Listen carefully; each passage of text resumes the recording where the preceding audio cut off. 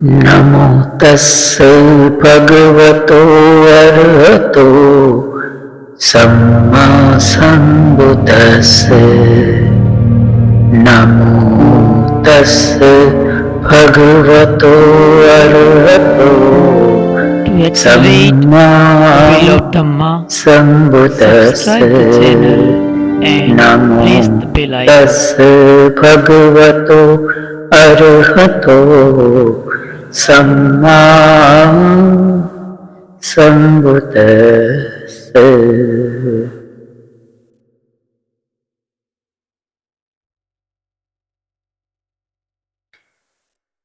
विश्व वंदनीय महाकारुणिक भगवान तथागत सम्यक संबुद्ध के चरणों में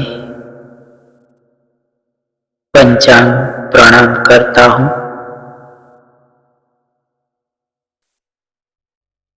हमारे सबके आदर्श डॉक्टर बाबा साहब भीमराव आंबेडकर के प्रति कृतज्ञता व्यक्त करता हूं, जिन्होंने हमें धम्म का मार्ग बताया। और इस चैनल व्हील ऑफ धम्म को देख रहे सभी श्रद्धावान उपासक और उपासिकाओं के प्रति मंगल कामना करता हूं। हम सब धम्म के मार्ग में आगे बढ़े, ध्यान के मार्ग में आगे बढ़े और भगवान तथागत सम्यक संबुद्ध के द्वारा उपदेशित निर्वाण रूपी परम मंगल की प्राप्ति करे। साधु साधु साधु।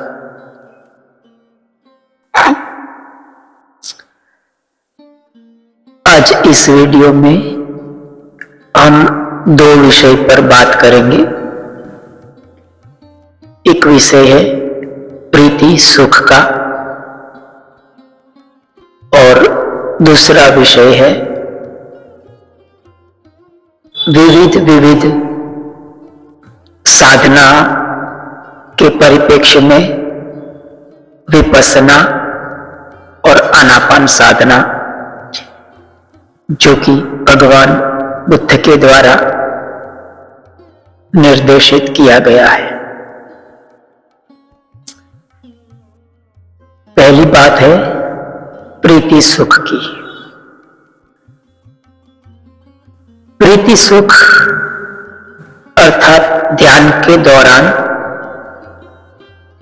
शरीर में, काया में और मानस के स्तर पर हमें कुछ अच्छा लगता है। हम बहुत प्रसन्नता महसूस करते हैं, शरीर में हल्कापन महसूस करते हैं, बहुत ही कुछ अच्छा लगता है शरीर में, एक पुलक रोमांच महसूस करते हैं। इसे प्रीति सुख कहते हैं। दरअसल हम प्रीति सुख की वास्तविकता को समझने में मात खा जाते हैं।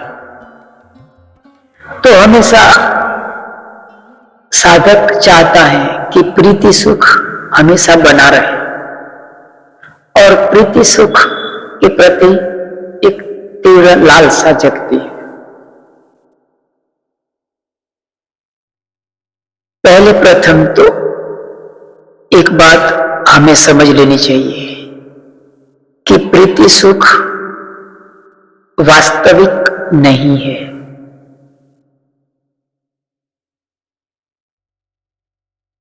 किस तरह से ये वास्तविक नहीं है, इसे समझते हैं। हम जब ध्यान करते हैं तो हम जो कुछ प्रीति सुख महसूस करते हैं वो हमारे शरीर में हो रहे कंपन के कारण महसूस होते हैं, वाइब्रेशंस के कारण महसूस होता है। ध्यान करते करते आनापान विपස්සना करते करते शरीर शांत हो जाता है, मन शांत हो जाता है और हमारा मन अंतर्मुखी बनने के कारण कुछ आह्लाद, कुछ पुलक रोमांच महसूस करता है, जिसका कारण हमारे शरीर में हो रहे वाइब्रेशंस होता है, हमारे शरीर में हो रही सूक्ष्म हलन चलन होता है। जो वाइब्रेशंस है, जो हमारे शरीर में हलन चलन हो रही है, वो गुण रहित होता है। उसे मैं दोबारा कहना चाहूंगा कि जो कुछ वाइब्रेशंस है, जो कुछ कंपन हो रहे हैं हमारे शरीर में, जिसके कारण हम प्रीति सुख महसूस करते हैं, वो कंपन, वो वाइब्रेशंस वास्तव में गुण रहित होता है। जैसे कि बारिश के समय में ऊपर से पानी बरस रहा है, बारिश के रूप में बरसा हुआ पानी का स्वाद क्या होता है? कुछ भी नहीं। पानी में कुछ स्वाद नहीं होता है, फिर भी हमें वो अच्छा लगता है।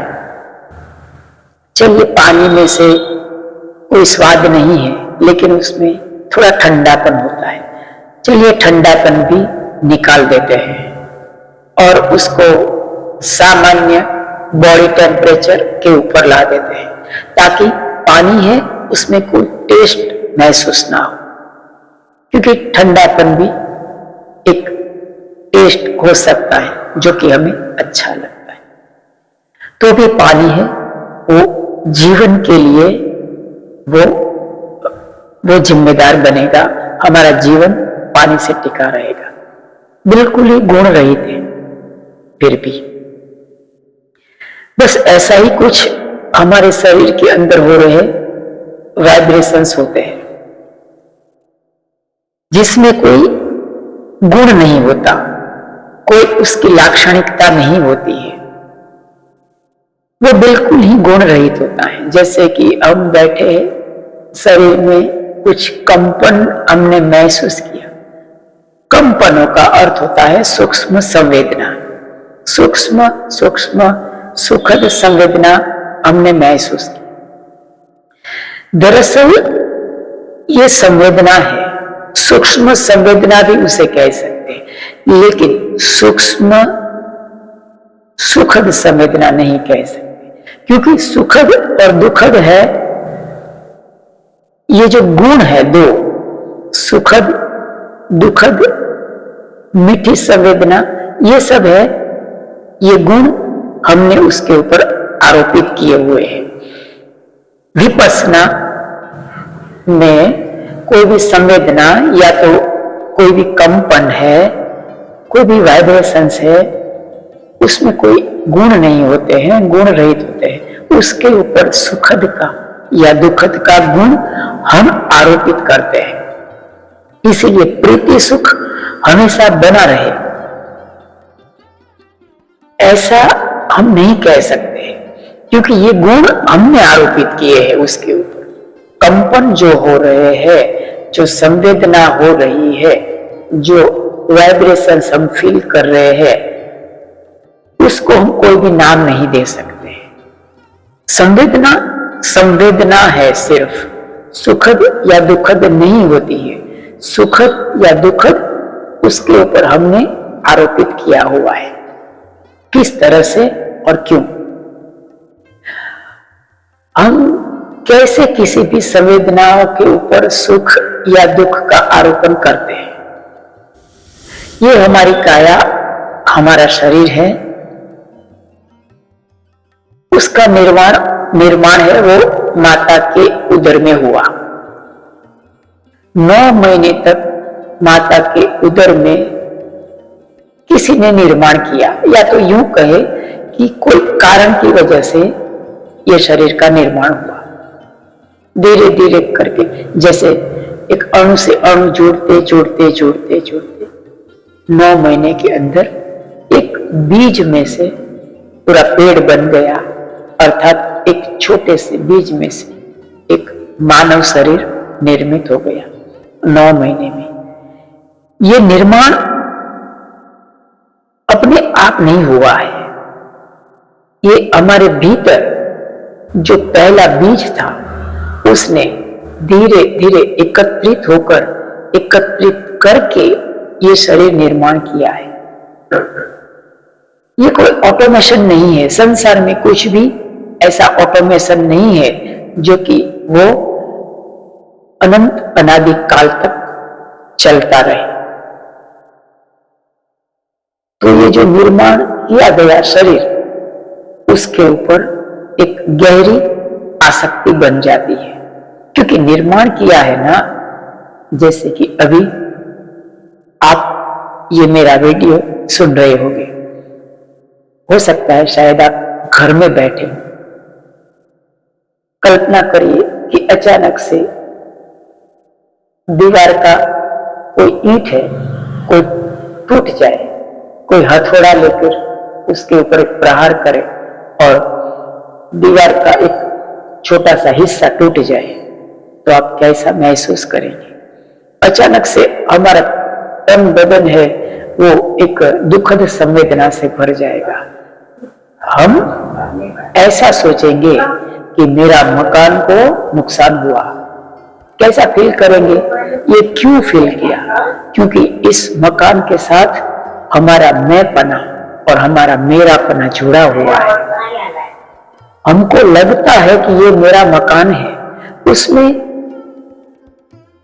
थोड़ी बहुत सच्चाई है, लेकिन ये सच्चाई है वो अल्टीमेट सच्चाई नहीं है। ये सच्चाई है वो भ्रामकता है। मेरा मकान टूटा तो हम कैसा दुख महसूस करते हैं, क्योंकि हमने बनाया है, हमने समय, श्रम, धन सब जोड़ के सबका उपयोग करके हमने मकान बनाया है। तो उसमें से थोड़ा कंकड़ भी अगर गिर जाता है तो हमें बहुत दुख लगता है। उसी तरह से ये काया है वो माता के उदर में निर्मित हुई है और उसका निर्माण करने वाला हम ही है। ये हमने ही काया का निर्माण किया है। एक पुद्गल के रूप में हमने माता के उदर में प्रवेश किया। तो ये शून्य से लेकर ये अंतहीन संख्या तक, माने पूरा शरीर का निर्माण हुआ तब तक हमारी गहरी आसक्ति शरीर के साथ बन गई है। शरीर एक मकान है, ये मकान है, तो ये इसको हमारी काया हम, मैं और मेरा समझ बैठे। इसके कारण अगर इस शरीर में कुछ भी होता है, थोड़ी सी ईजा होती है, चमड़ी कट भी जाता है, तो हमें बहुत दुख और पीड़ा होती है। ये दुख और पीड़ा वास्तविक नहीं है, क्योंकि जो हमने 9 महीने तक जो शरीर के प्रति गहरी आसक्ति बना ली है, इसके कारण हमें दुख और पीड़ा की भ्रमणा पैदा होती है। शरीर में जो वाइब्रेशंस पैदा हुए थे वो दुख और पीड़ा के नहीं थे, वो गुण रहित वाइब्रेशंस थे, वो गुण रहित कंपन थे। उसके ऊपर हमने दुख और पीड़ा का आरोपण किया। ऐसा ही कुछ सुखद संवेदना के साथ भी है। जब भी हमारे मकान में कोई त्योहार आता है, वैसा पूर्णिमा आती है, तो हम कितना रंग रोगान करते हैं, मकान को अच्छे से सजाते हैं, तो हमारे अंदर एक पुलक रोमांच पैदा होता है कि मेरा मकान कितना अच्छा बन गया, कितना साफ सुथरा, कितना नया बन गया। मकान के प्रति जो मेरेपन का भाव था, उसके ऊपर और थोड़ी परतें चढ़ गया और हमारे अंदर एक सुखद भाव ने जन्म लिया, पुलक रोमांच ने जन्म लिया, प्रीति सुख ने जन्म लिया। ये प्रीति सुख वास्तविक नहीं है, ये प्रीति सुख जो कंपन पैदा हुए थे, जो हमने मकान का नया रिनोवेशन किया, उसके कारण जो कंपन पैदा हुए थे वो गुण रहित थे, और उसके ऊपर हमने प्रीति सुख का आरोपण किया। तो चाहे सुख दुख की संवेदना हो या प्रीति सुख की, ये संवेदनाओं के ऊपर हमने सुख या दुख का आरोपण किया हुआ है। जो कंपन है, वो वाइब्रेशंस जो है वो गुण रहित होता है, उसके ऊपर हम सुख दुख का आरोपण करते हैं, और यही प्रीति सुख है। तो प्रीति सुख है वो कितने समय तक रहेगा, कितने समय के बाद अंत होगा, ये सवाल महत्वपूर्ण नहीं है। महत्वपूर्ण बात है प्रीति सुख वास्तव में क्या है, उसे समझ लेना।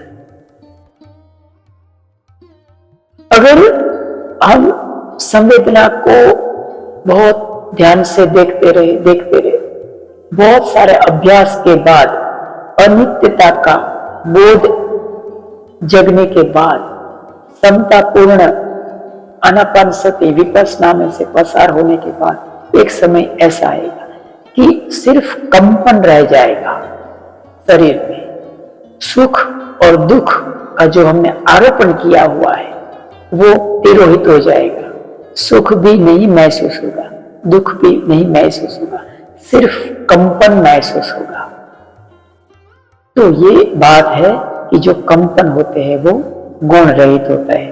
तो प्रीति सुख कितना ठहरेगा, कितने लंबे काल तक चलेगा, लंबे काल तक चलेगा कि नहीं, हमेशा बना रहता है कि नहीं, प्रीति सुख की अवस्था अच्छी है कि बुरी है, ऐसा कोई भी सवाल मन में नहीं उठना चाहिए। इसकी जगह हमें प्रीति सुख क्या है इसको अच्छे से समझना चाहिए। दूसरी बात थी कि दुनिया भर की विविध साधनाएं और भगवान बुद्ध द्वारा निर्देशित आनापान विपश्यना की साधना, ध्यान की साधना, ये दोनों एक दूसरे के परिप्रेक्ष्य में हम समझते हैं। कुछ समय पहले मैंने किसी संत महात्मा का कुछ छोटा सा ऑडियो सुना था। मैं कुछ विवादों में नहीं पढ़ना चाहता, इसलिए सिर्फ उनका मैं थोड़ा रेफरेंस दे रहा हूं। उनका कहना, उनके कहने का तात्पर्य कुछ ऐसा था कि कोई भी साधक है, कोई भी व्यक्ति है, वो साधना करता है तो उनको सब समझ में आ जाता है, वो टोच पर पहुंच जाता है, तो उसको दिखाई देता है कि हर एक प्रकार की साधना है वो ऊपर टोच की तरफ ले जा रही है। मानी उनका कहने का तात्पर्य यह था कि हर एक साधना है वो सही है, कोई गलत नहीं है। उनका कहने का मतलब यह था कि मीरा नाच के भी पहुंच सकती है, गंगा सती भी पहुंच सकती है, कबीर भी पहुंच सकता है, अलग अलग साधना करके भक्ति मार्ग भी पहुंच सकते हैं। कोई भ्रस्तिका या तो कपालभाति जैसा प्राणायाम करता है, योगी भी पहुंच सकता है। ऐसा उनके कहने का तात्पर्य था। उनका विचार तो अच्छा था, सोच भी अच्छी थी, लेकिन यहां एक बात मैं कहना चाहूंगा कि हम गलत समझते हैं। एक ही वाक्य में कहूं तो विपश्यना के अलावा मुक्ति नहीं है। आपको लगेगा कि मैं जिस मार्ग पर हूं उस मार्ग की ही मैं बात करूंगा ना, ऐसा नहीं है। शायद आप प्रामाणिकता से मुझे सुनेंगे, इसे अच्छी तरह से आत्मसात करने की कोशिश करेंगे। अगर आप प्रामाणिक होंगे तो मेरी बात को आप जरूर स्वीकार करेंगे। देखिए, किसी भी प्रकार की साधना कर लो। मीरा को नाचने से कुछ प्राप्त नहीं हुआ था, याद रखिए, मीरा को नाचने से कुछ प्राप्त नहीं हुआ था। हाँ, एक बात है कि नाचना उस अवस्था में सहायक सिद्ध हुआ था। नाचने के दौरान मीरा ने कुछ ऐसा अनुभव नहीं किया था, लेकिन नाचने के बाद मीरा को स्थिर होना पड़ा था। आप कोई भी साधना पकड़ लीजिए, चाहे कपालभाति करिए, चाहे भ्रस्तिका करिए, चाहे नाचिए, चाहे भजन कीर्तन करिए, उन्मुक्त होकर आप धुन भी सकते हैं, कुछ भी करिए, लेकिन उसके बाद का जो स्टेप है वो है स्थिर होने की, स्थिरता प्राप्त करने की। तो स्थिरता प्राप्त करना मुख्य बात है। चाहे मीरा हो, चाहे कबीर हो, चाहे कोई योगी हो, चाहे कोई भक्ति मार्गी हो, कोई भी व्यक्ति हो, कोई भी साधना करता, उसे शांत होना पड़ेगा, उसे स्थिरता में स्थापित होना पड़ेगा। वो निश्चल निष्कंप जब स्थिरता प्राप्त करेगा, तभी जाकर उसके अंदर एक अवस्था पैदा होगी, एक एहसास, एक अनुभव पैदा होगा जो कि उसे ज्ञान प्राप्ति करवाएगा, या तो यूं कहे उसके लिए अरहत्व, या तो कोई भी ध्यान की अवस्था के लिए जिम्मेदार बनेगा। शरीर की मूवमेंट करना, नाचना, गाना, भक्ति, कीर्तन, भ्रस्तिका, कोई भी साधना है वो सहायक बन सकती है, हमेशा नहीं, सहायक बन सकती है भीतरी अवस्था प्राप्त करने के लिए। ये बात सही है, लेकिन वो अनिवार्य नहीं है। अगर कोई भी साधक है, कोई भी इंसान है, उसे आखिर में स्थिर होना ही है। निष्कंप निश्चल स्थिरता में स्थापित हुए बगैर हम ध्यान की कोई अवस्था प्राप्त नहीं कर सकते। चाहे नाचो, गाओ, भजन कीर्तन करो, लेकिन आखिर में स्थिरता प्राप्त करना पड़ेगा, स्थिर बनना पड़ेगा, निश्चल निष्कंप बनना पड़ेगा, तब जाकर कोई भी अवस्था प्राप्त हो। क्यों ना हम पहले से ही निश्चल निष्कंप स्थिरता में स्थापित हो, आनापान और विपस्सना में से पसार हो। भगवान बुद्ध द्वारा जो निर्देशित किया गया है, तो आशा करता हूं कि मेरे उत्तर से बहुत लोगों की जिज्ञासा शांत हो गई होगी।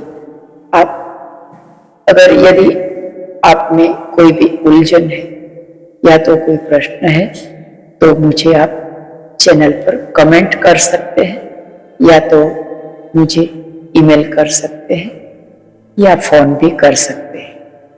तो इतना ही रखता हूं। आप सबने मेरी बात बहुत ही गंभीरता से, ध्यान से सुना। आप सबका बहुत बहुत धन्यवाद। सबका मंगल हो, सबका मंगल हो, सबके जीवन में सुख शांति आए। हम सब भगवान बुद्ध के द्वारा निर्देशित धम्म के मार्ग पर आगे बढ़े और निर्वाण रूपी परम मंगल की प्राप्ति। सबका मंगल हो, सबका मंगल, channel सबका and press the bell icon.